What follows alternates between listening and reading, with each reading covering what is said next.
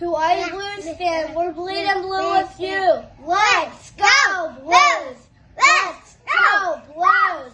Let's go Blues! Let's go Blues? Let's go Blues! What are you wearing? A Canadian tuxedo. And I'm a hockey player. Let's go Blues!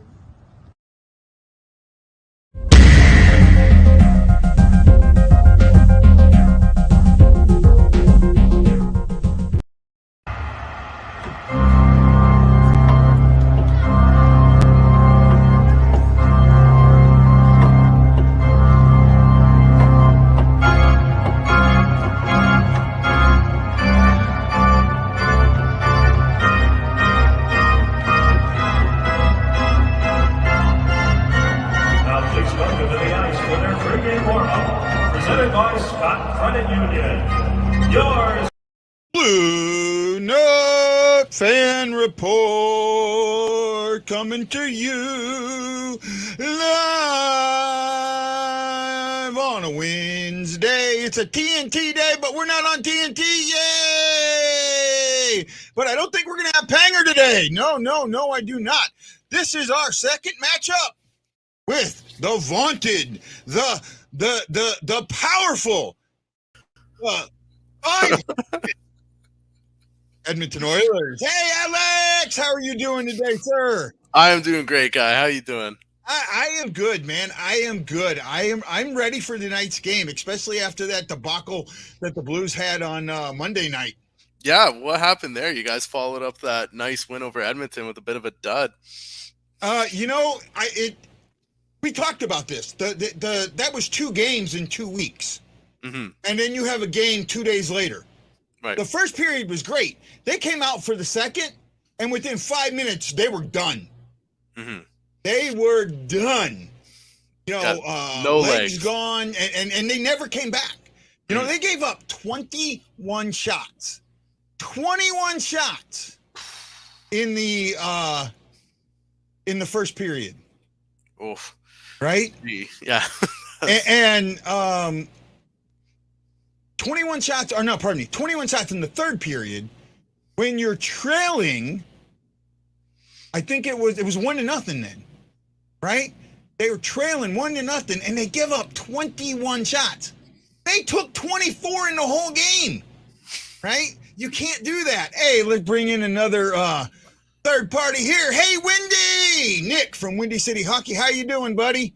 Doing all right. How are you guys doing? Oh, we are good, man. We are good. John, I think this is on you, buddy, because I'm getting sound.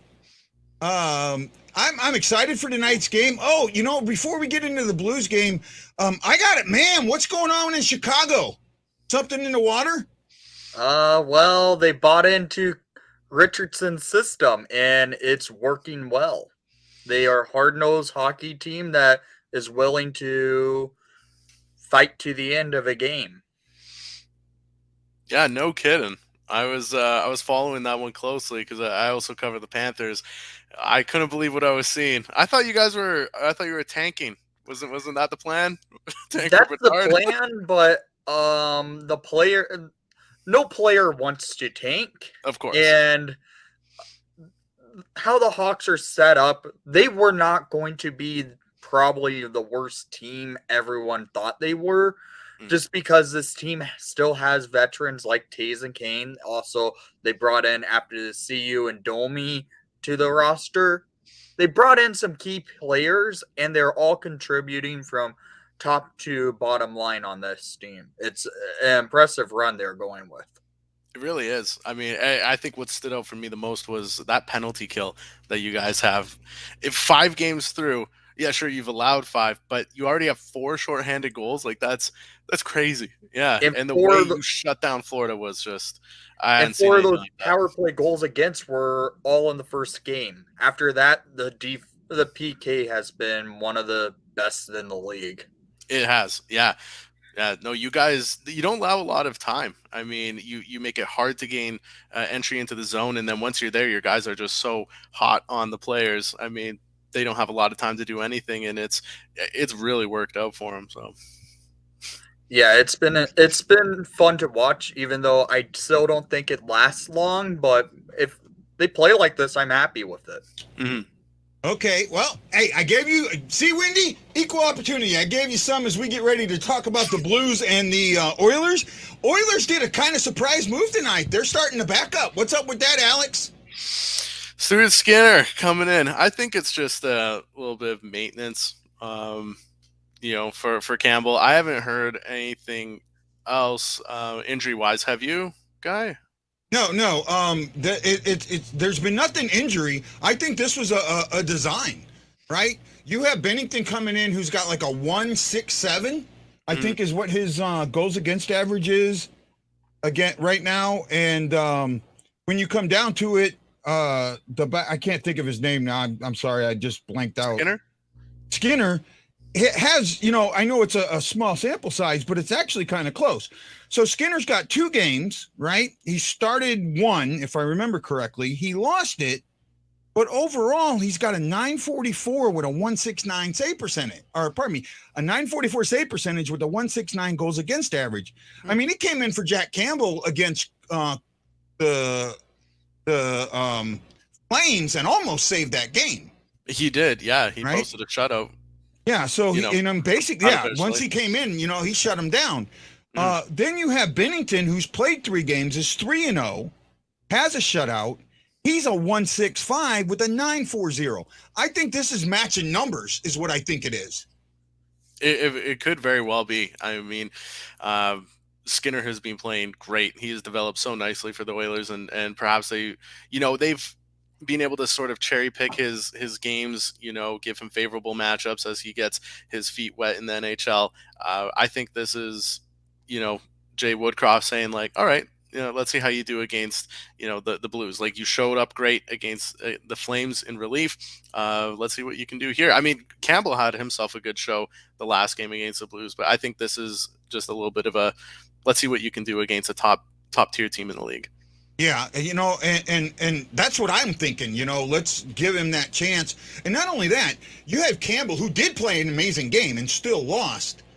Sometimes you see this happen a lot in the NHL. A guy does that. He loses a 1-0 game, right? Comes back to the next game and just falls apart. Sure. Right? It happens a lot, right? Oh, yeah. So that could be some of that mental attitude, fortitude putting in. Now, he did play well after that. Now, he played in the game against Pittsburgh. Campbell played that Pittsburgh game that they won 6-3, but weren't they down 3-1 at one point? They were, yeah. Edmonton scored the first goal, and then Pittsburgh responded with 3 straight. And then McDavid had that little scare going into the net. And then the Oilers were able to rattle off 5. But yeah, that shook the confidence a little bit of Woodcroft, seeing Campbell let in another 3. I mean, we're still waiting for him to get settled into that crease and allowing another 3 goals. I mean, it's not where they want him to be, but he finished the game and he got the win. So, I mean, yeah, you get that, you understand that, but see, that's why I'm saying. So he has that game, he comes back in the next one, gives up 3 goals pretty quickly, right? And then you've got so you might have some mental adjustments going on here. I don't think the Skinner is a bad one. That is correct. Puck drop, well, probably might be a little after 7, probably about 7:05, 7:07, something like that. Won't be right at 7, it'll be close. The one big change, both Saad and Buchnevich are out for the Blues. Tyler Pitlick was signed for a one-way deal after a professional tryout. He is on the 3rd line, being centered by Logan Brown with Neighbors on the other side of him. And so that means that Levo is out, and Akari has Torpachenko and Walker on his side. Shin moved up to and is staying with Thomas and Tereshchenko, and Barbashev now has jumped to the top line with Kyrou. That's an interesting line comment for me. Now you've got 2 speedy guys, because Barbashev's got some speed on him, right? He's young, he's still got some speed, and you're allowing. You got a slow player with 2 fast players. What's that dynamic? What do you think that dynamic will be? Windy? Yep. Well, it depends on the play style. I get a slower player with two faster guys does sometimes work, but it depends on where they're looking at it for defensive play against a player like Connor McDavid, who arguably is the fastest in the league. It could be an interesting topic to see where they go with it. They know they have a game plan. I think they stick to the game plan. They do what they did before. They keep them on the outside. They keep bodies on McDavid consistently. They played the Oilers. They got that lead. Once they got the lead, they were content to play defensive hockey. They took their shots, but they were content to not let. McDavid didn't get a shot until halfway through the first period, or towards the end of the first period, right? Mm-hmm. And then he didn't get one in the second. He ended up getting one more in the third. Right? He was never able to get to that puck. Yeah. No, why does Alex look like an attorney going live in a house? In a house in the hood? I know. I gotta decorate. Me and the missus, we haven't done too much to this room yet. So I know it's looks rough, and then you can see the shadow of the fan here. That very hood-esque. So. Well, you know what? That ceiling fan, because I wish I'm in the room I'm in is all bricks. Off. Huh? I could turn it off if it's. No, it's fine. I don't mind it. Here you go, Wendy. This is what Wendy was talking about. Sod having a slump year after a good year. I don't know about that. I mean, you can't. An injury's an injury. I'm not meaning by injury factor. I just know how Brandon Saad is, and he tends to have a good year. Then he has a year that you expect more out of him, and he falls apart where it's not to what you're expecting from. Nate Joyner asked an interesting question. Hey, Nate, welcome to the show. I'm Guy, the Hawaii Blues fan. I'm joined tonight by Alex Stemp from Full Press Hockey and Nick from Windy City Hockey. He says, hey, brothers, is this team missing some veteran presence, or is it just not as much as it used to be? For me, I don't think the Blues are missing any veteran presence. I mean, all you took out veteran-wise was Perron, but you brought in two pretty good veterans in Levo and Akari, and now you have Pitlick, who's a veteran, and then you still got the core guys that won the cup are still here, right? You have Tarasenko, Thomas, O'Reilly, Parayko, Bennington. You have the locker room guys that know you have them there. That's how I feel. What do you think, Alex? Yeah, I think you said it best. They do still have a lot of that core from the championship winning team. And I think perhaps I didn't catch the gentleman's name who had that question, but Nate Joyner. Nate Joyner, there we go. I think sometimes maybe what you're thinking is having like the veterans who also produce as well, because like you said, you brought in Akari, you've got Levo. They're not really the biggest offensive producers, and it is good to have veterans like that in your locker room, but there is a difference between having a vet who also can lead the way on the score sheet, and they still have that. They still have O'Reilly, they still have Shen, those guys there. So I think leadership wise, they look pretty good. I think they've got a good mix in that locker room. Well, right now, see, here's one of the things that's slightly surprising. So this is our 5th game. So 4 games in, and the following players: O'Reilly, Mikkola, Akari, Rosen, Bortuzzo, Walker, Brown, Saad, Levo, and Torpachenko all have 0 points. Right? A few names on there, like Brown just came back, Saad, being injured a little bit. But these are guys, a lot of these guys, O'Reilly having 0 points hurts a lot. He has got to get on the scoreboard.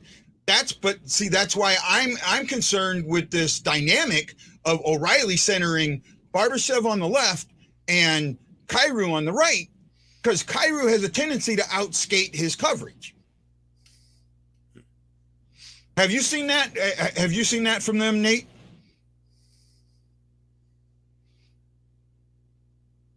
I'm sorry, Nate. Alex. Damn. Oh. I Duh. was saying Nate's gonna type this, and Yeah, sorry, man.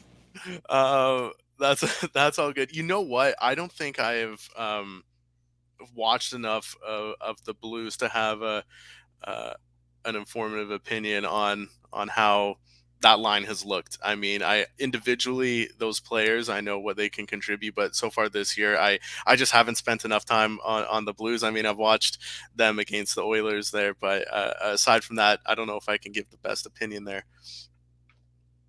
You'll see, he says, I'm just saying maybe we could bring in like a Ray Bork type that hasn't won a cup, or a McDonald from the Flames back in the day. Is there anybody out there like that?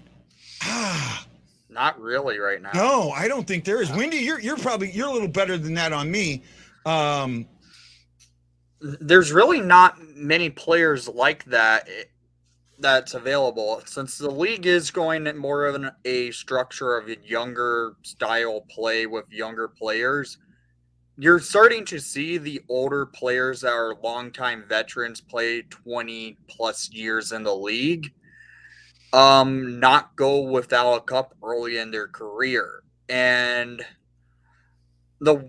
there's really no one like that anymore, other than maybe a Carey Price, but he's injured and he's not. You guys don't need a goalie. Did Joe Thornton officially retire? Joe Thornton officially retired, and Patrick Marleau's retired. Those are like the last of that type of player to kind of go after. The one, well, I don't know. Stone is getting into that range, right? Or is he young? I'm thinking he's older than what he is. Which Stone? Are you talking the one from Vegas? Yeah, the one in Vegas. Oh, I think he's still pretty young. I think he's in his 20s still. Okay. No, too old Joe. He's 30. Okay. He's 30. Yeah. So I just looked it up. That did not come off the cuff. I'm not celebrating Mr. Stone's birthday. Oh, Burns qualifies. I know Brent Burns kind of qualifies, but he's on a team that arguably my pick to win the Stanley Cup this year. Yeah. The Stars? No, the Hurricanes. The Hurricanes. Oh, the Hurricanes. Oh, I thought was he on the Stars last year? No, he was on the Sharks. Oh, sure. Okay. Man, I'm thinking of did Thornton go to the Stars and then leave? No. Man, I guess I'm all messed up. Pavelski is the Pavelski, that's it. Pavelski. Yeah, I'm sorry. Stone is a large injury risk. Well, you know what? Any of those guys that you get in that area, Jordan, and welcome, Jordan. Jordan's one of my fantasy team guys. He's in my fantasy league. You're going to get, the older guys are going to be injury guys, Erik Karlsson is in that category. Same with Kessel. Well, Kessel's already got 2 rings though, so I don't think Kessel's chasing a ring. Mm-hmm. Kessel isn't really chasing any more rings per se, because think about it. He played for Arizona the last few years, and they weren't ever considered a contender, and he wanted to go there. He then signed with Vegas this offseason. I don't think he's chasing a ring. I just think he's chasing to just stay on a roster spot for the rest of his career. Mm-hmm. That or he's chasing some money, and you can't fault him for that, when you got the 2 rings. I mean, he still puts up projections to help a team out. So Hot Dog Phil is still fine on any team. I was actually hoping he came to Chicago. Really fun. Okay, let's get into tonight's game. So, I'll start with Alex. I want to know what are your keys to this game for the Oilers. I'm going to go my keys to the game for the Blues, and then I want Wendy to go his keys to the game for somebody like a third-party person watching. Does that make sense? All right. Okay, go ahead, Alex. Sure. Key to the game for the Oilers: they cannot fall behind early. We see what happens when when you fall behind against a team like the Blues, they are just so good defensively and at shutting you down and limiting your chances. They can't go into playing the Blues game script. So for them, it's have the legs early, push the pace early, get on the board early, don't fall behind against this team. For me, mine comes down to special teams. I think special teams is going to be really important here, right? The Blues have been a disciplined team, but the last game that discipline went away. I think here in St. Louis, you might see more whistles blown than you did while we were in Edmonton. And you have a very good power play. I mean, well, you got a really good power play in Edmonton, and you got a great penalty kill with the Blues. And then reverse that, you have a good power play with the Blues and a mediocre penalty kill with the Oilers. You know, you can get. I mean, they're at like 76% right now in penalty kill. That can be a dynamic in and of itself, right?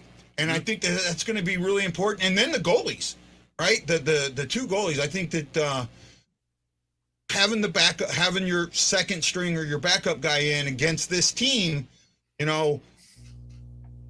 It could go two ways. One way, for him, it's going, this is a top-tier team. They're putting me in against it.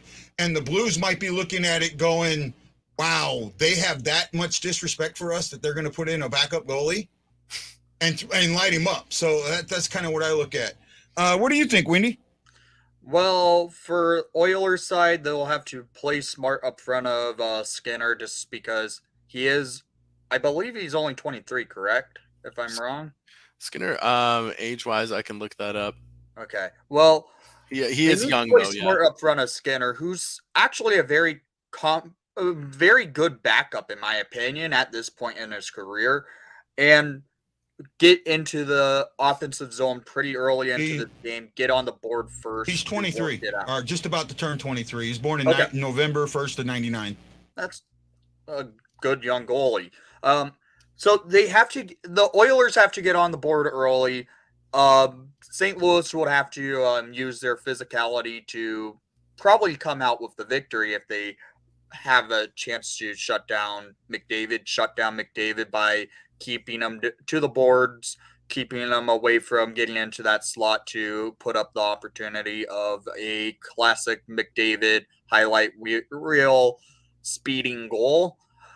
But otherwise, it's going to be an interesting game to set up because the Oilers know this is the first of a back-to-back, their first of the season for being on a back-to-back schedule.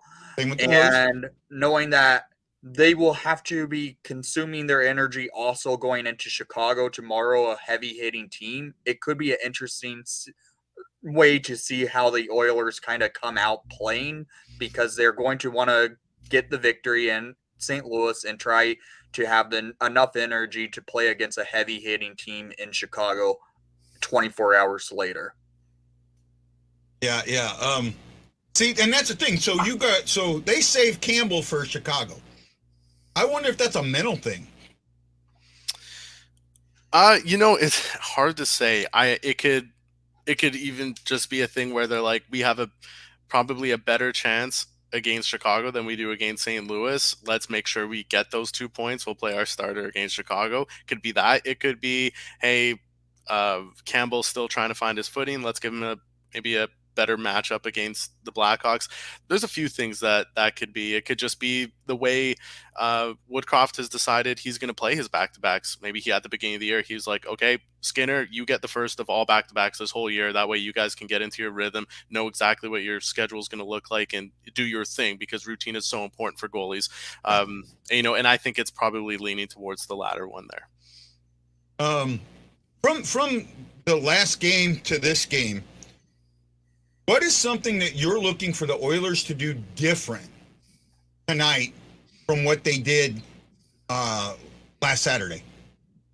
It's going to be attacking the middle of the ice, getting off the boards, and keep those feet moving to get in front. I think the Blues are still going to do a really good job plugging up that middle, but they weren't moving the feet quick enough to even have a chance of drawing any penalties. They only got onto the power play once, and like you were stating before, the power play of the Oilers, that's their bread and butter. That's where they do the most damage. So if they want to have a good advantage in this game, it will be getting to the power play, and in order to do that, they've got to get the Blues chasing them. So, yeah. For me, I look at the Blues. I don't think the Blues change anything. I mean, you got a couple of line change-ups, but for the most part, I don't see why the game plan changes. Right? Even if you get behind by one, I don't see why change that game plan. Because you're going to force a penalty, you're going to force a mistake, and that's not Jack Campbell back there, right? I mean, I know Skinner's young and he's good, or he's got great numbers, but he's still a backup for a reason, right? I mean, they went and traded for Jack Campbell, a playoff goalie, a goalie that knows how to get to the playoffs. They didn't say, Skinner, it's your net. Yeah, so that's why. That's what I'm thinking. Am I off or am I right there on something there, Wendy? Something. I might be on something. I could see where you're coming from on it. It's an understandable statement what you're saying, but the thing is, eventually Skinner's expected to be the number one guy there because Edmonton missed out on the opportunity a couple of years ago in drafting Jesper Wallstedt. I still don't know why Ken Holland passed on him, but we don't talk about that in Edmonton. But Skinner's projection to be their number one guy, it looks like it would happen eventually, not this year, obviously, but with the Oilers and how they're setting up, they have to play smart up front of him. He's a young goalie playing against a team with a bunch of veterans who's already been there, done that, winning a cup. Edmonton still hasn't even gotten out of the Western Conference yet. And knowing how things are going, Edmonton has that opportunity here. Could be this year, but who knows with how playoffs roll. But that still is over 70 plus games away. Knowing how things go, Oilers just need to play smart up front of them. I agree with that. And you can't take the Blues lightly. I don't think they took them lightly in the first game, but I don't think they expect them to be as good as they were in the first game. I mean, at least, Alex, you remember some of the comments that came out after in the post-game press conference? I think it was Drysdale who said, that is a good team over there. Right? Am I right? So, I mean, the comments that came out in the post-game really made me feel like maybe they didn't think the Blues were as good as they were. They bought into the narrative that Iran was a huge hole and they couldn't fill it. Perhaps. I think that the Oilers dressing room has a lot of respect for the Blues and what they do. Like you said, these are veterans even before they played for the Blues. I mean, a lot of these players have been in the league for a while, have played against one another on different teams in different scenarios. I think they are well aware of what the Blues were capable of. I don't think they came out there, took them lightly. And I think they were just, saying, respect to their foe, like this is a good team, give credit where credit's due. I think it was just one of those. Yeah, no, good point, Jason. Jason says, Guy, those comments make me wonder even why the backup is in. Maybe why the backup is in. I think that's what he's saying. And that's quite possible. Right? I mean, it's quite possible. I don't know. Maybe I'm getting that right. I might be ringing it wrong. As we're just a few minutes away. Let's get your what are your expectations for the first period? We'll start with Wendy down there. I expect probably a couple goals to be put up in the first period of play, and I'm going to say 2-1 Edmonton after 1. Alex? I like that. I mean, I've been wrong, I think, on every period prediction we have done, or every time I've been on this show. So let's say 5-0 St. Louis after the first. I'll be super wrong. You know what? I did that once. I had a friend that passed away, and the Blues were playing Minnesota, and he was from Minnesota. He had, I think it was 9 brothers and sisters. So I said the Blues would lose 10-0. They lost 7-0. Wow. Yeah, so I don't want to go there. Obviously, for me, I think this is going to be. I think this first period is going to be a feeling out, and I see this being the same first period that we had in Edmonton. I can see a 1-0 game here, right? I can see this being a tight played game. The only thing that hasn't been talked about, and we don't have a lot there, a lot of time left. This is going to be an emotional game in St. Louis. This is the first home game since the shooting. Oh yeah. Right? That affects a lot of things. And not only that, that school is 5 miles from this stadium. Right? That would have been, if my high school, the program I was in was at that high school until last year. Right? So that could have been kids that I was an alumni of. And so that emotion, and I think that emotion had something to do with the Winnipeg game, right? In some ways, because you've seen the first period that came out. After that, they were just exhausted. Maybe the emotion got to them. So that's really important that they don't let the emotion get to them tonight. Or is St. Louis wearing any patch or sticker on their uniforms for Has of this moment, I don't know. I haven't seen or heard anything. Because I know some teams have done that in the past. I'm wondering if St. Louis is going to. Right. I don't know. I haven't heard anything. Well, guys, we're almost up. Let me tell you how this works now. It's one show. This show continues running. You can stay in here and watch, or stay in here and make comments so we know what to talk about. You drive the show for the next for the intermission. Me, Wendy, and Alex will be back at the intermission. We'll keep talking. Guys, the game is really close to starting, so I don't want to take too much time up. Have a great game. Guys, I'll see you at the first intermission. Alex, thanks so much for coming on. Wendy, again, thanks for coming on, bud. All right.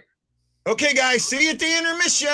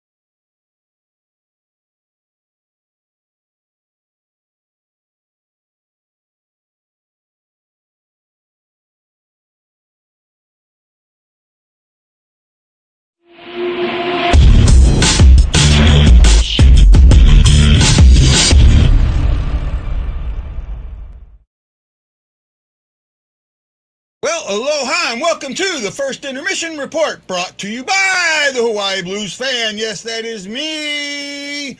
That was not a great period. In fact, once my guests get here, we will, I'll tell you, I got a perfect thing to show you what that was. Jason says, could have been worse. Thanks, Spinner. I agree. But you know what? I got the score right. Just the wrong team. Right? I did get the score right. I said that I thought it would be 1-0, that we'd have another 1-0 game, and that's what we got. Man, are the Oilers just dominating. They dominated that. They outplayed the Blues. You know what? This is a team that doesn't have its legs yet because of the schedule. Now, I'm not making excuses. I'm just saying that's what I see out there. I see a team that is struggling because of the schedule. Let's see. I hope I'm not missing something here. Checking on my guys here real quick. Okay, Alex should be good.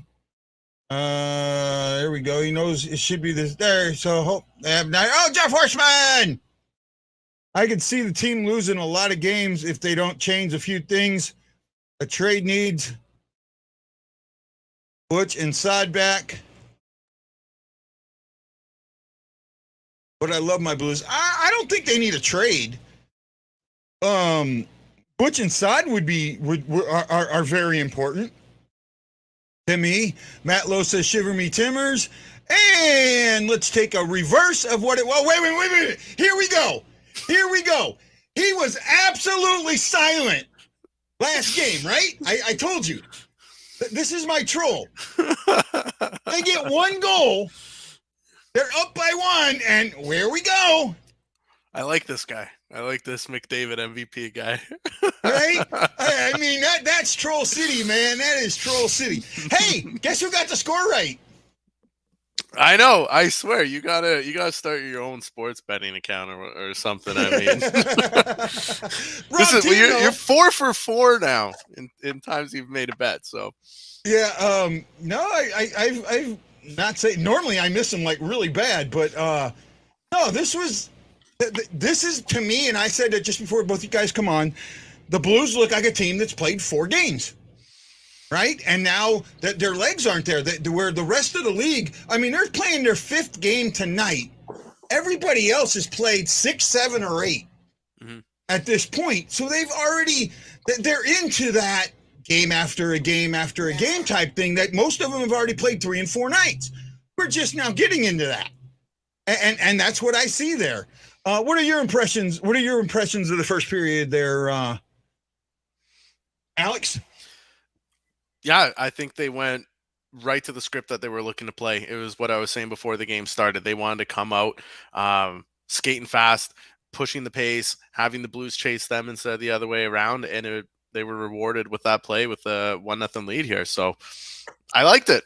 I liked what they brought. Not bad. What did you see there, Wendy? Basically what Alex said. I kind of agree with what Ollie said there. It's basically the Oilers got out early. They were able to push their pace that St. Louis doesn't match on speed-wise, but they were able to come out there and play a smart version of hockey to get this lead early. Yeah, I mean, as soon as I seen that pass go out there, I didn't even care who was there. I was like, that's going in, right? I mean, that was just a perfect pass. But if you want to know what I thought of the first period, here you go.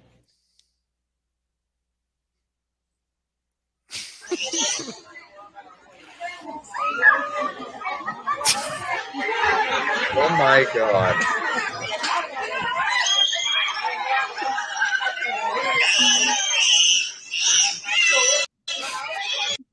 Want to take a guess who was the Dolphin? Oh my! I'm worried for your search history, there, guys. I found this on Twitter. Oh boy. On Twitter, somebody sent it to me on Twitter, and I was like, "Oh my God, I gotta show this." I think you is too professional for your crowd, guy. Oh, McDavid is a weak little boy, but here all the time. Be here all the time, little man. He's talking about the MVP McDavid, right? Not the Oilers. Okay. McDavid, right? I was wondering. I was like, ooh. Yeah. Where did you get that video of the Dolphin? Somebody sent it to me. I don't remember who, and I was just like, "Oh my goodness!" Those Navy mine searching dolphins. Oh, I'm not going to say what kind of dolphins those are. Let's go over the stats before this show goes to an absolute. Oh man, I've already lost it. Okay, we know the score is 1-0. The Oilers scored at the oh man, I can't read shit. The 6:07 mark from Pavardi. Pavardi got the Nurse fired it. Pavardi tipped it. I wasn't sure if he did or not. And Fogle got the other assist.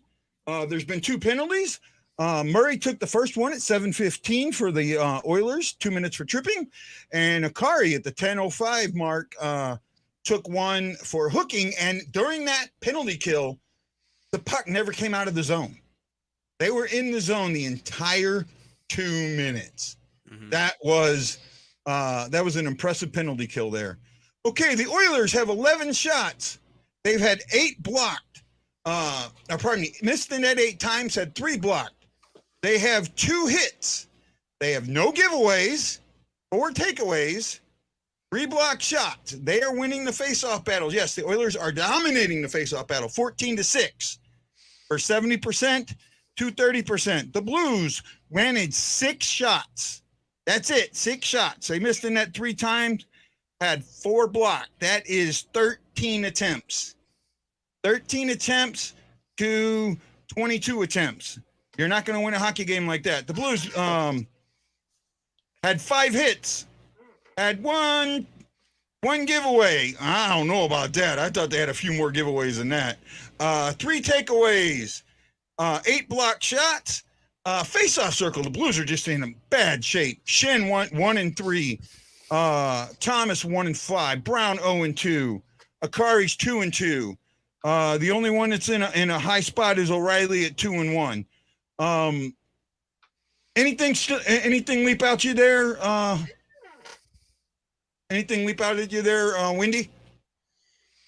Not really. It's the fact that getting held into the defensive zone for a full 2 minutes is tough. I have a phone call I have to take. You guys got the show for a moment. Okay. Okay, here we go. It's now our show, I guess. There you go. How bad are the Blues? They're terrible. This is a bad fan base, bad all around. Yeah. I kid. No, what were you saying there?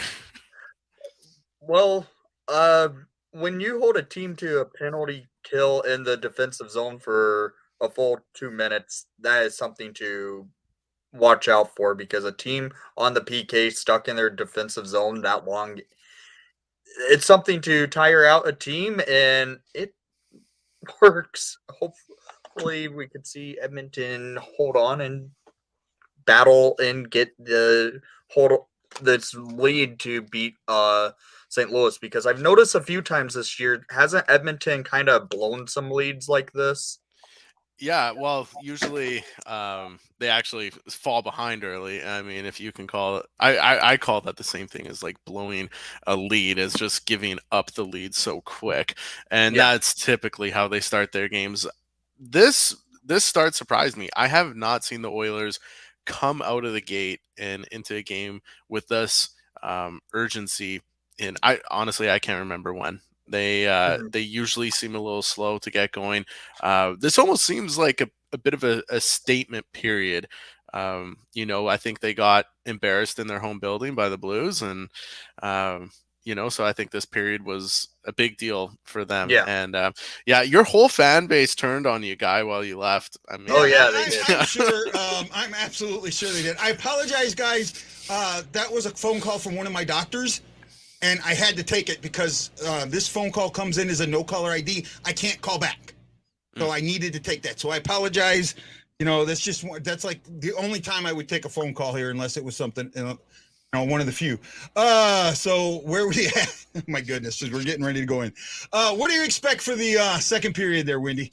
I could see a lot of the same with Edmonton, because they came out aggressive today, where in the last game they played St. Louis, they didn't, and I expect Edmonton with this revenge game can help them keep that momentum going after getting a 1-0 lead after 1 against St. Louis.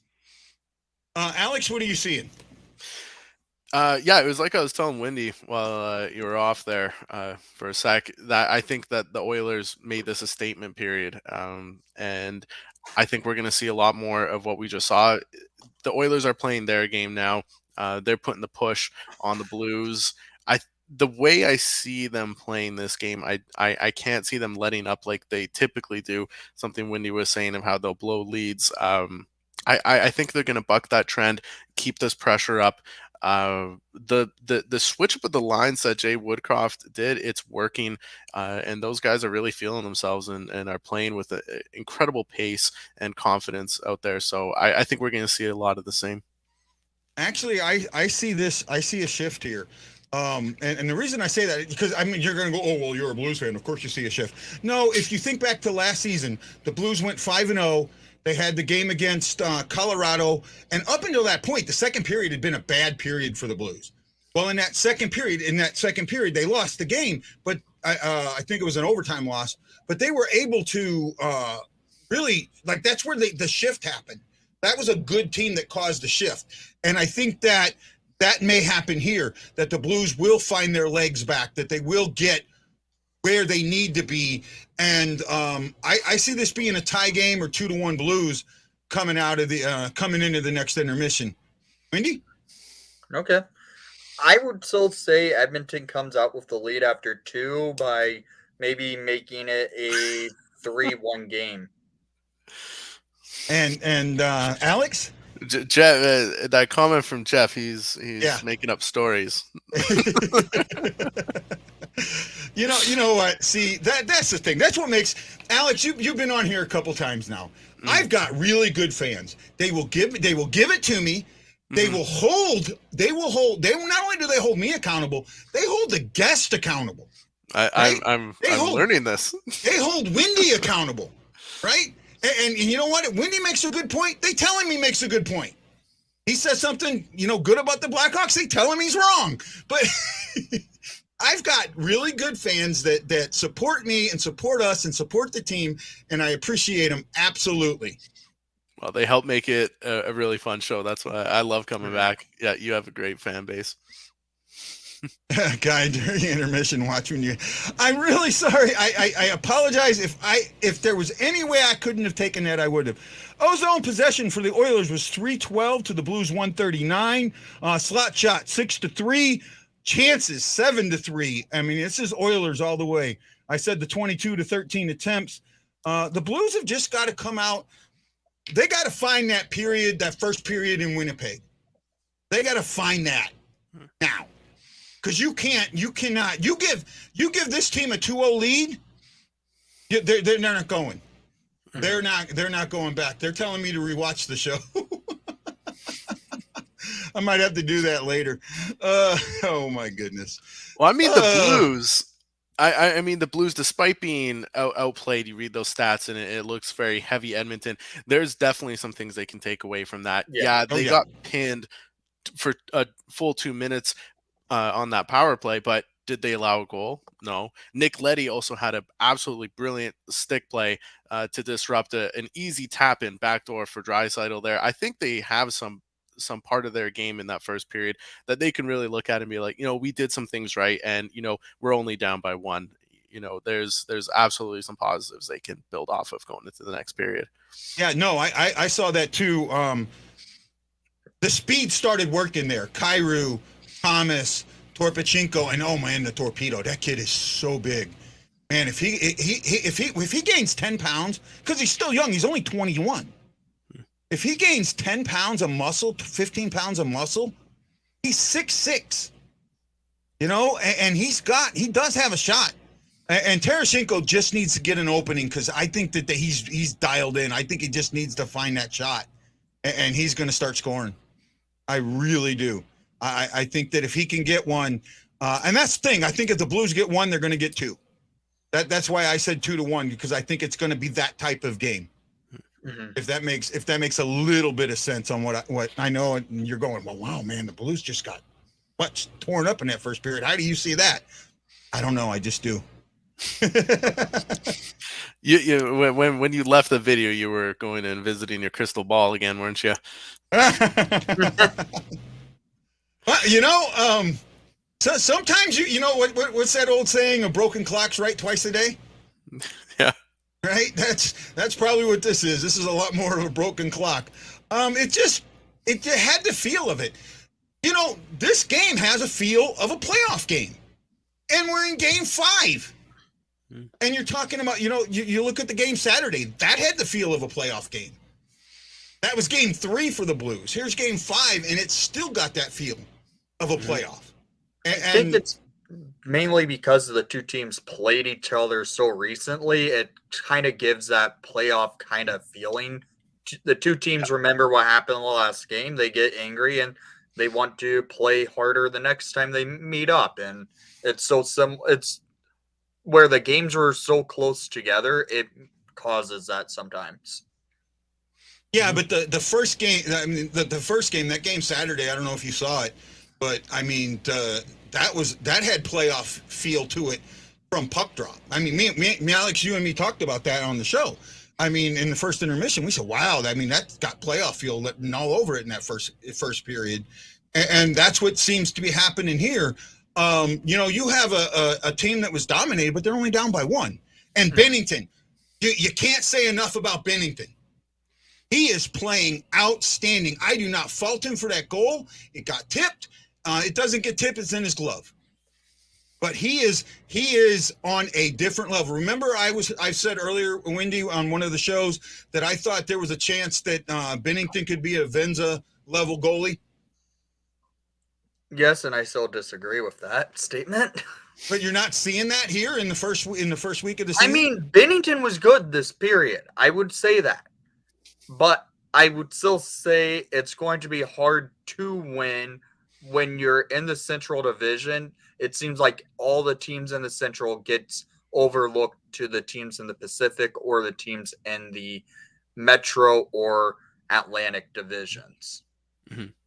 I feel like with the pregame sermon, it can keep you from being too jacked up. You know what?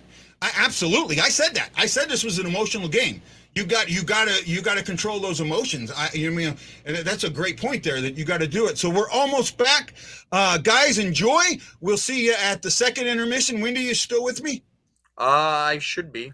Okay, Alex, I still got you. Yes, sir. Your wife's not going to beat you up yet?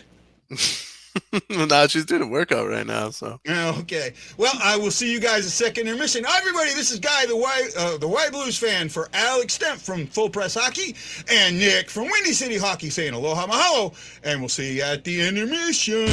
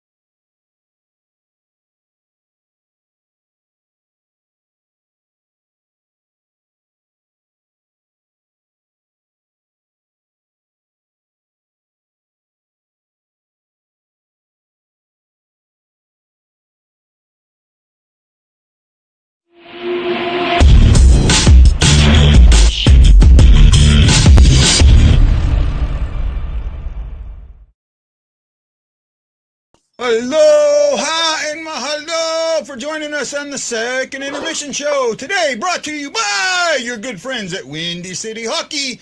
If you're a Blackhawks hater, he's the only one to watch. I'm trying to get you some love there, Windy. Well, I'm not a Blackhawks hater. No, I said if you're a Blackhawks hater, you can still watch Windy because you're a good guy. Mm-hmm. Right? Well, hey, I didn't get the score right, but I called that period right. Yeah, you were right on the fact that St. Louis was going to come out for the second period of play. Edmonton looked dead in the water in that second period, but Skinner was outstanding in net. Oh, yeah. I mean, he only faced 6 shots. Skinner? And I think 5 of them, he only faced 6 shots in that period, and I think 5 of them were high-danger chances. You're wrong on that. I'm looking at it right now. I'm looking at it. Shots are 17 to 26. They had 6 shots in that period. St. Louis had 20 shots. No, Edmonton had 6 shots I in that said period. Skinner looked good. Oh, Skinner. Okay, I thought you said Benner. No, Skinner. Okay. Skinner's better. Yeah, no, than Skinner. Benjamin. So, no, I was thinking about the yesterday on the NHL Network. Oh, my God, were they trumping up that Gorgiev-Shigerskin matchup, right? This one's is just as good, if not better, right? The Bennington-Campbell matchup was just as good, if not better, right? Yeah. These teams are playing outstanding. Yeah, the Blues had 20 shots in that period. Skinner is playing out of his mind. You know, I'm thinking backup, you know, going to be, you know, have some trouble, and wow. I said we need a power play goal, and we got it. Yeah. Oh, our first goal, first point of the year. Yep, I seen that. Damn, the Oilers missed a lot of open nets. That's a good thing. Way to go, Aaron. Oh, my God, that goal from OR. Hey, got to be there to get it. Let's bring in Alex Stemp from Full Press Hockey for an Oilers and Panthers reporter. Alex, what do you got to say about that period? I forgot to make my 5-0 prediction again, so this is why. I called the period right. Did you say 1-1 at the end? No, I said 2-1, but I said the Blues were gonna change. You know, the momentum. This was gonna be that game that changes how they come out and play in the second period. You know, to turn that second period into them, and they took 20 shots in that period. Mm-hmm. Right? Yeah, they took 20 shots in that period. They only took 24 shots in the last game. Skinner has played outstanding. Bennington. I mean, he only faced 6 shots, but 5 of them were high-danger chances. Mm. Right? And then the Blues are creating enough chaos that Edmonton's missing a lot of open nets. Right? Yeah, there was plenty of opportunity for the Oilers to do something there, and I think you look at the shots, 20-6 in favor of the Blues. That alone, if you weren't watching the game, it would seem fairly lopsided. I still felt it was a pretty even period. It was just like you said, Oilers were missing their opportunities. I think both teams had quality possession time in their opponent's zone. We're trying to make the most of it. On the stat sheet, it looks like the Blues took a little bit more of that opportunity there, but what a period that was. That was a lot of fun. Well, what I saw was the Blues taking some shots from out, but you know, from back, but when it wasn't taking the shot coming in and taking the shot. It was taking a shot when there was a guy coming in, so they were able to keep the puck and to get another shot on net, and then that caused a little bit of chaos, and they were able to start getting shots in the slot, or in the close around the net and then start opening some lanes through the house, and that was the difference. And then Berube switched lines up, right? So now you have Thomas and Kyrou with Tarasenko. Guys might not know this, but Tarasenko is sneaky fast. He's got speed. Mm-hmm. He has got speed. So now you got 3 fast guys. Now you have Shin, Barbashev, and O'Reilly. Shooter, passer, net front guy. Right? Passer in O'Reilly, shooter in Barbashev, net front guy in Shin. And those 2 can switch. You put Brown down. You brought Akari up. They made some line shifts, and it really seemed to work. Let's go over the stats real quick. You guys okay with that? Sure. Okay. Well, I know you're probably not, but okay. In the second period, there was one goal at the 1955 mark. It was a power play. The Blues' third power play goal of the year. Ryan O'Reilly gets his first point of this young season. Justin Falk and Braden Shin were in on the assist.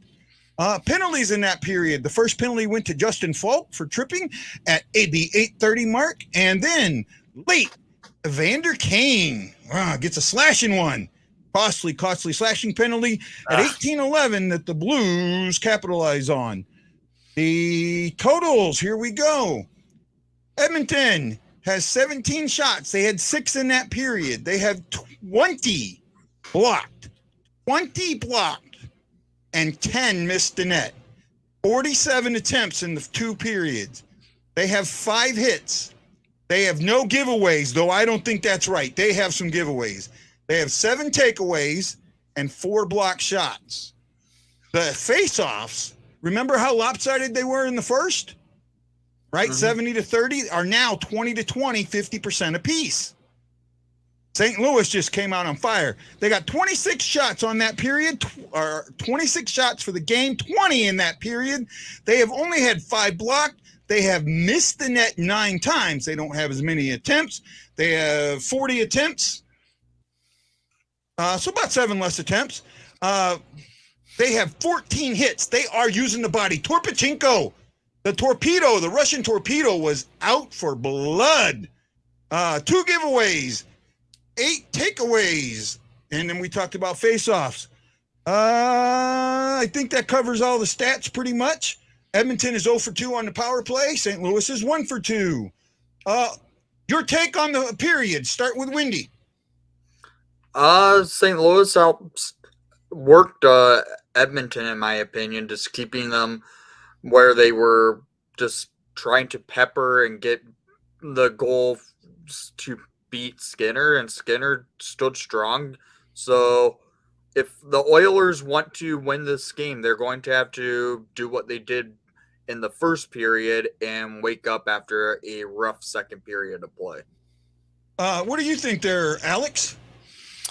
Yeah, I thought, like I was saying before, I thought it played out a little bit more evenly than the stats showed. Obviously, the back half of that period was mostly Blues.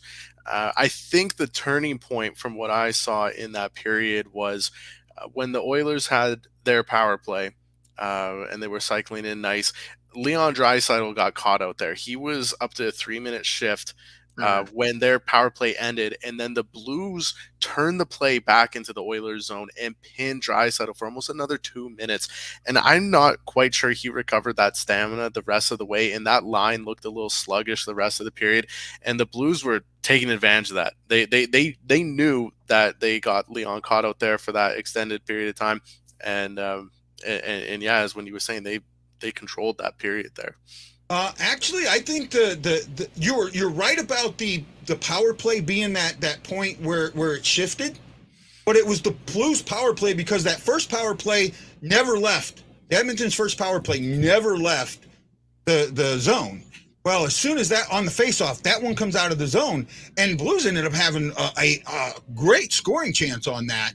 And I think that scoring chance kind of disrupted everything. And I also think that it pushed the Blues to understand, okay, we're back. We can do this. You know, it was a confidence builder in my mind. Right? Agree, disagree? Yeah, sorry. I got caught up with Ryan's comment there. Oh, I know. That was pretty good. Yes. So my bad. I was listening at take, and yeah, absolutely a confidence builder though, and you could see that a lot more poised with the puck. I think the Blues playing a little bit more their game, or at least the game they know they can play in that back half of the period. So I think we're in for a really good third. It's been a fun game all around so far, though. Right. If I can ask one question, I want to ask one question. I'm going to send this up to Windy because, as I know, you don't have a horse in this race. How do you feel about those slashing calls? The one that was called on Evander Kane, where you knock a guy's stick out of the hand. You don't break their stick; it just gets knocked out of the hand. Do you think that those should be penalties or?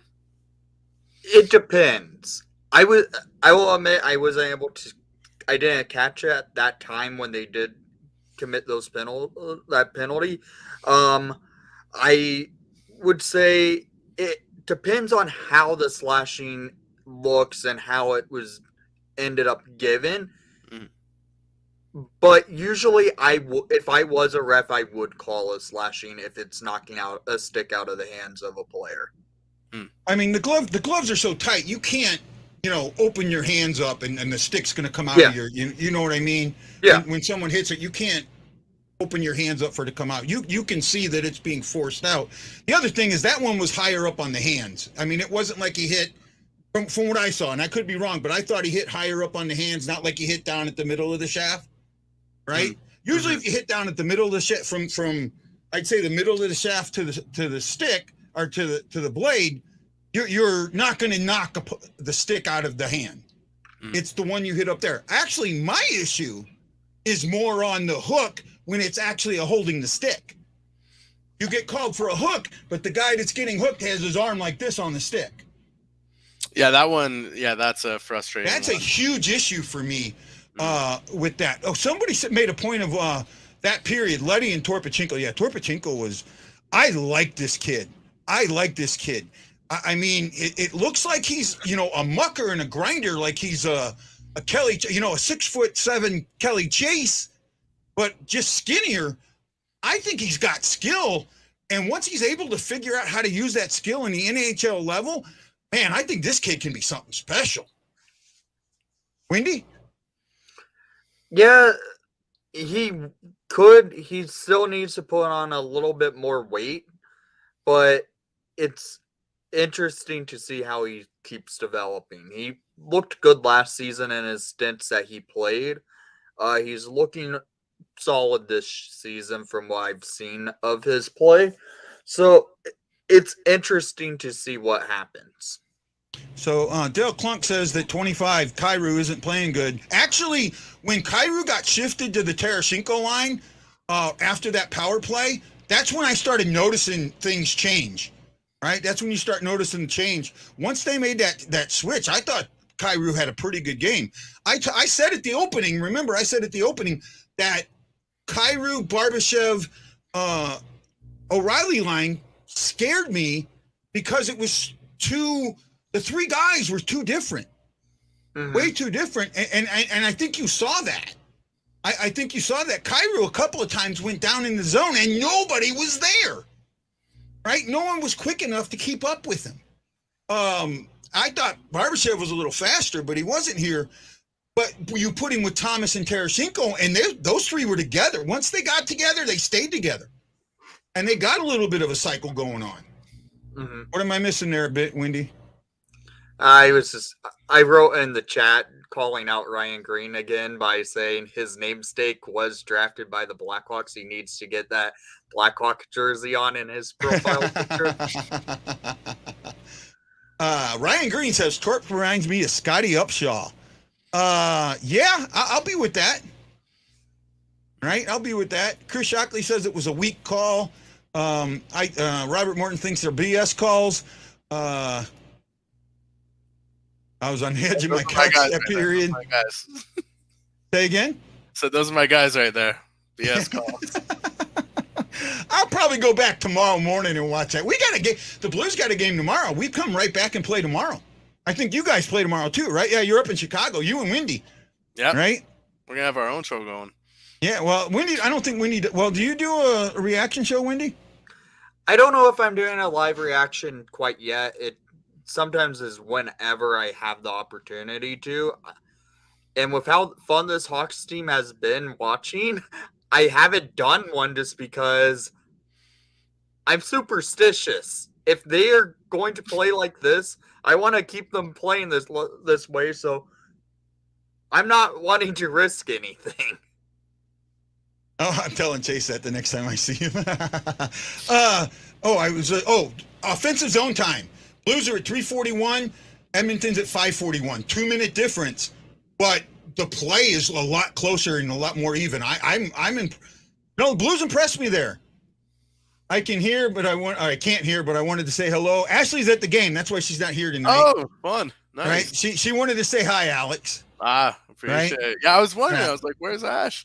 Yeah, but it will not be on TV. I don't know where we're at now. I'm kind of you guys are keeping the comments going. I love it. We're almost up. What are your expectations for the third? I'll start with Alex, then go to Wendy and myself.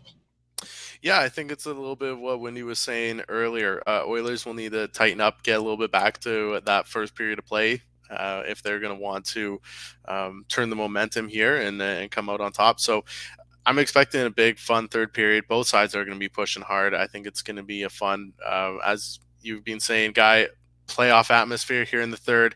Both teams pushing. It really just seems both sides are really feeling themselves and are playing good hockey. So I expect to see a fairly even battle the rest of the way through. It's, So Wendy? Hoping for OT, yeah. I mean, I could honestly see Edmonton coming out, playing a lot stronger play than they did in the second period, kind of get back to what they did in the first period. And I could see it where this game goes into overtime, just because after the third period, I could see both teams tighten up and try to get the 2 points, but it could lead to overtime. That's why it feels like this game's going into. Yeah, I could see that. The one thing that I'm looking at is the Oilers' legs. They got worn out in that period, and are they going to be able to get them back? Because that's what happened to the Blues in the last game against the Jets. In that second period, they got worn out and were never able to come back. So that's something to look out for. That first 5 minutes, does Draisaitl get his legs back? You know, that's huge. McDavid has been hounded the entire game. He hasn't really found a lot of open ice. And then can the Oilers stay out of the box? Because you know, the Blues right now, the Blues could take a penalty and I wouldn't be worried or scared of the Oilers scoring. That is a damn good power penalty kill. And I know you guys got a great power play, but I'll take the Blues power play against your penalty kill and our penalty kill against your power play any day. Do you agree? You agree with real quick, Alex, or do you disagree? It's a big disagree right there. I mean, that power play, it's you're playing with fire there, giving them more and more opportunities. So you want to limit it, but you know that penalty kill can stop it. The penalty kill has been very impressive. Yeah, I will not deny that. And I think it would be foolish for the Oilers to play any sort of undisciplined hockey because I do think they have been, or their penalty killers have been worn down a little bit. So, Oilers, they better be playing disciplined in this period. For sure. Okay, well, the game's almost back on. So this is Guy, the Y Blues fan, for Alex Stamp from Full Press Hockey, man. And Nick from Windy City Hockey saying aloha mahalo, and we'll see you at the post-game show. If it goes into overtime, I will go live at overtime. And I'll be live and do the best as I can as soon as it goes into overtime. Okay, see ya!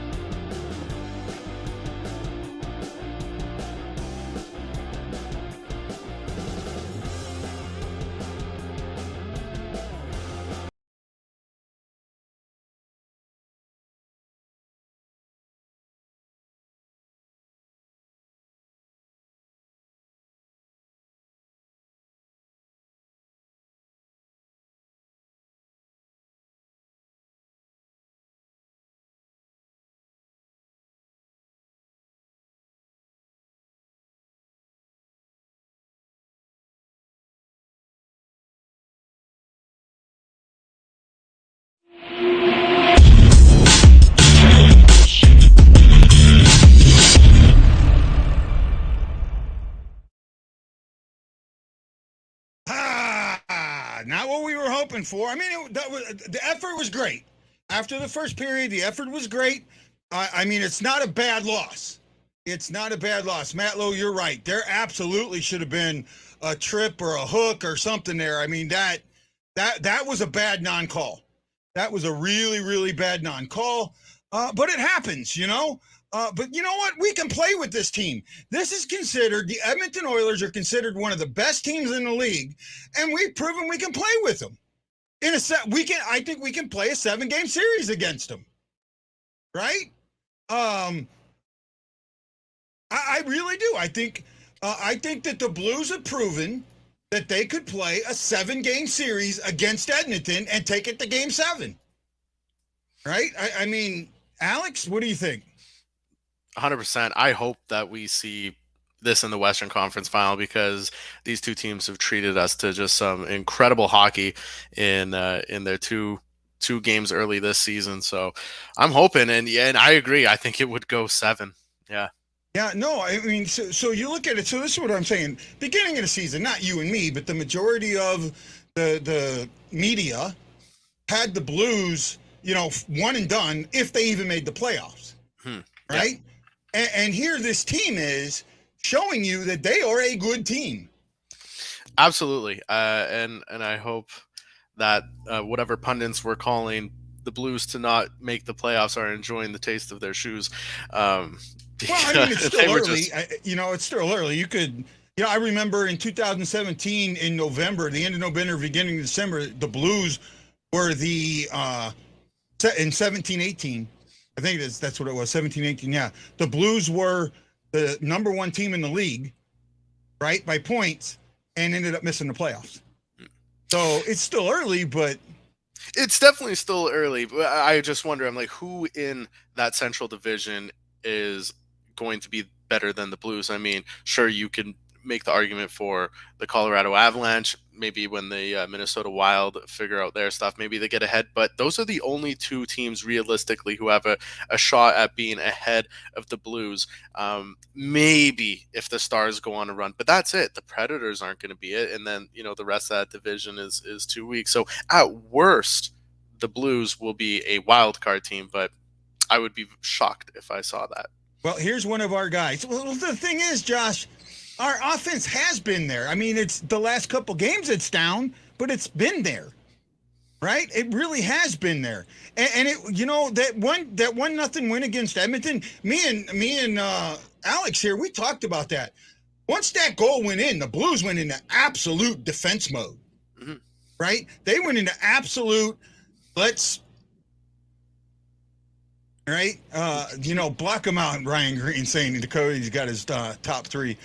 Well, since we have a game tomorrow and you won't be with us, let's do the good, the bad, and the ugly real quick. And then I'll go over the stats. I mean, yeah, wow. Okay, so you're good. Who was good? Stuart Skinner. I mean, he was the Oilers MVP that game, because the Blues were peppering him with shots. They had some great chances, especially in the third when McLeod bobbled that puck in his own end, and I can't remember who it was that got that really good look in front. That was Tarasenko. Yeah, and you make a save right in the low slot on a guy like Tarasenko. I mean, how do you not pick Skinner there? He gave the Oilers the win here. Absolutely. Yeah. Absolutely. Skinner gets my good, but you know what? So does Bennington. Sure. That was a goal. Absolutely. That was a goalie duel. The goal that went in was a fluke. It wasn't this, it was a fluke. I mean, okay, yes, it was a good pass, but you see it. I mean, it pops off the pad and then gets knocked in. You know what I'm saying? Yeah, all 3 goals tonight were scored off of tips. Nothing was clean. And I mean, that was just the way the goalies were playing. You knew those were going to be the kind of goals you were going to see. They weren't going to be nice, clean shots. They were going to be greasy, garbage type goals, I guess, if you want to call them that. So that's just indicative of a good goaltender duel. Yeah. So absolutely. My other good is the Blue special teams. Mm-hmm. Blue special teams, you cannot not give them a good, right? You've got to look at them, and they were an absolute good. So you're bad? Geez, that's tough. I mean, I'm struggling to find a bad from either side in that game. Maybe I wasn't watching enough. I was just enjoying really good hockey from both teams. I could go with the Oilers special teams. I think the Blues special teams absolutely owned them. Other than, the first power play that the Oilers had, they set the tone, but that was it. It disappeared after that. After that second power play you talked about it, the one that eventually ended up leading to that goal, that changed the game. Once the Blues got that out of there, their power play, not just their power play, but their penalty killing was fantastic. And Edmonton has got to score there on one of those power plays. And you keep the puck in the zone for 2 minutes, you got to score. Right? You got to score. Any uglies for you? No, I mean, that would, I think, be unfair to both teams. I thought everyone went out there and played their, played a really good game. It was playoff atmosphere. That was great. Sure, I can see where you were going with that bad, but there's no ugly out there, at least from my. I got one ugly. Of course. Who on the Oilers? No. I got one. It's the refs. Oh, okay. Right? That non-call of O'Reilly in a 1-1 game at the back of the net when he gets hooked down. Right? I mean, he gets tripped and hooked. Yeah, I mean, I'm going to be obviously pretty biased. Yeah. I would just hear me up. I think it was on the softer side. But in today's NHL, I get that those are calls that are made. If that was earlier in the game, I think it gets called. It still being a 1-1 tie, I think the refs were pretty content putting the whistle away on it.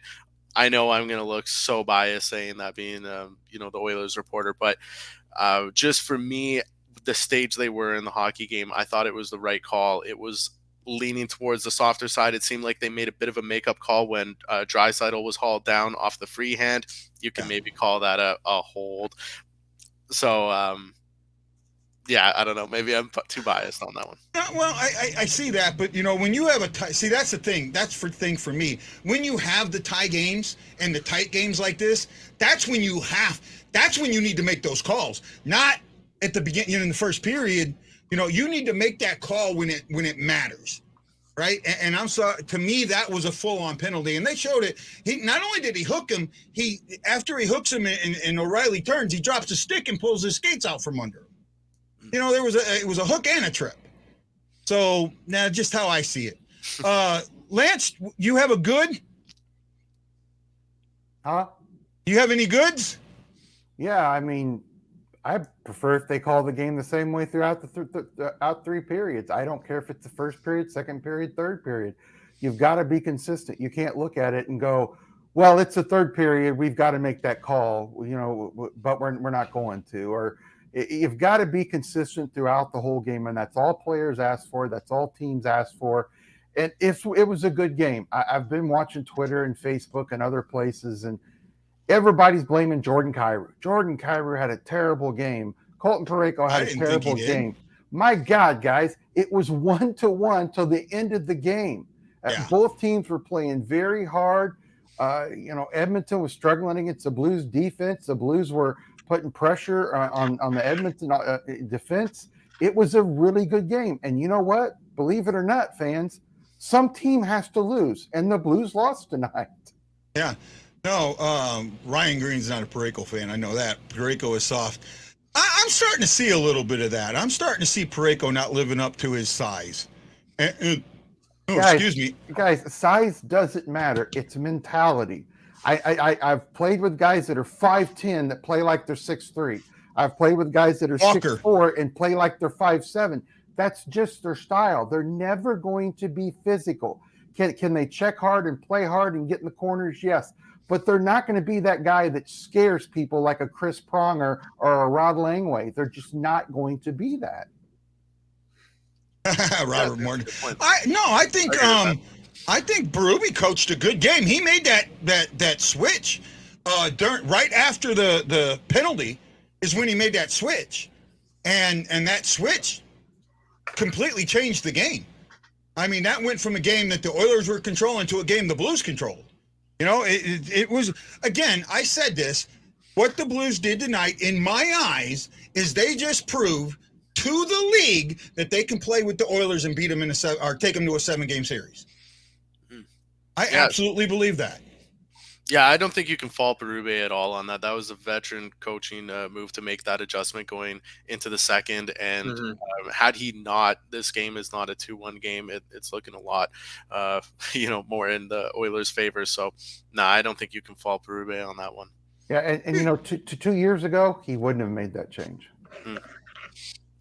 Wendy, what do you got for us, bud? You guys basically covered it all from what I was thinking from this game. In my opinion, I just have to say, who would have expected the Hawks to have a better winning percentage after 5 games of play than the St. Louis Blues? Well, that's funny. We went from the best winning percentage in the league to now we're behind the Hawks. That makes no freaking sense. I don't think anyone had that on their bingo card to start the year. That's for sure. Yeah. I don't think it's going to last very long.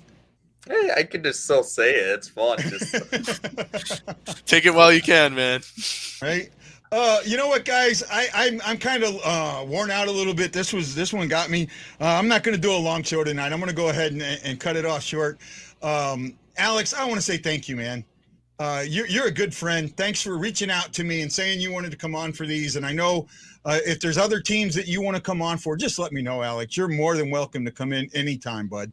Oh, absolutely. Again, thank you for having me. It's just always a joy being on here, and it's been a lot of fun the last few times. So I will. I don't know when the Oilers play again next, but I don't think we play you guys again until the end of the year. End of the year. Okay. Well, you know what? I'd gladly come jump on for some other St. Louis Blues games. Absolutely. Well, the Panthers play. Well, you got to cover the Panthers, right? Mm-hmm. Yeah. Oh yeah. So, Wendy, what do you got going, bud? Well, since the Hawks are doing pretty damn well right now, I've been having to deal with a bunch of their covering their games on my channel just to keep in focus of what the heck this team's doing, because it's not been expected, and I don't think it's going to stay the way they are. It's a long run for the Hawks, and I'm going to stick with it. If they start losing, they start losing. If they continue winning, they continue winning. I'm going to be throughout the ride. Yeah, no, I'm with you, man. I feel that with my team too. You know, tomorrow. See, we got a game tomorrow. That's another reason I'm not going long, because we got a game tomorrow. Same time. I think Nashville's still Central Time. I don't think it's Eastern. Yeah, they're Central. They're Central. So I got another Central Time game tomorrow.